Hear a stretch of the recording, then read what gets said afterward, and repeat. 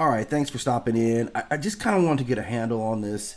What I think one of the best uh, fictional characters to come out of Star Wars lore, and it's this guy, Starkiller, who is called the Forsaken Weapon of the Void.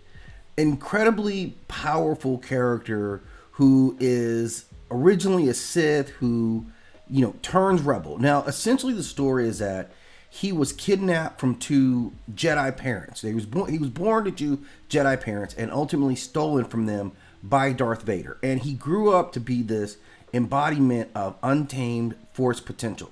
He was raised in these very dark settings and just trained to be this ultimate assassin, not fully embracing all aspects of the Force. And in there, that something went wrong in that. And he ultimately rebelled. And he, through this rebellion, became, a martyr. He became a myth. He is this whisper of rebellion that really sparked off some really, things that the Dark Lord didn't want.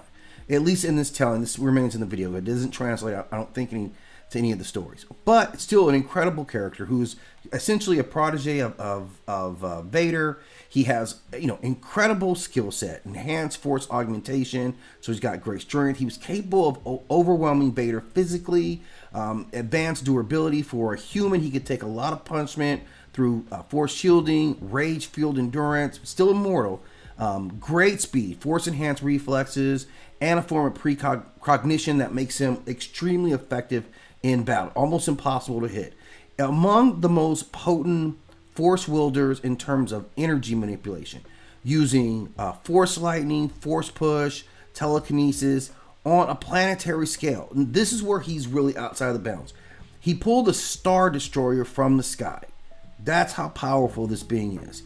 His combat skills are through the roof. 8+, master of multiple lightsaber forms and aerobatics. He was trained by Vader to kill Jedi and Sith alike. This is where he's really going at it. Now, up here is where he suffers because he's emotionally very volatile. He's a quick thinker in battle, able to adapt to, maintain, but he always has that kind of lingering in his mind, this kind of lingering instability.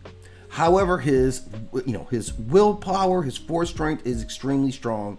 He was able to reject the Sith path, which required him to sacrifice himself to these shadows, as kind of as the way you see it. So he completely rejected that form of the Sith while being a master of that skill set, something far beyond what Vader, I think had envisioned him to be.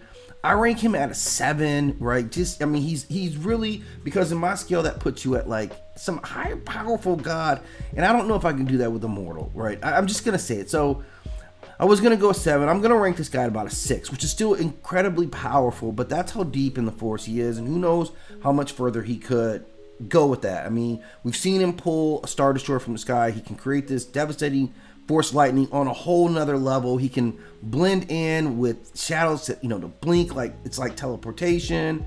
His presence causes a rift in the Force. So he is a being that, man, maybe he evolves past that.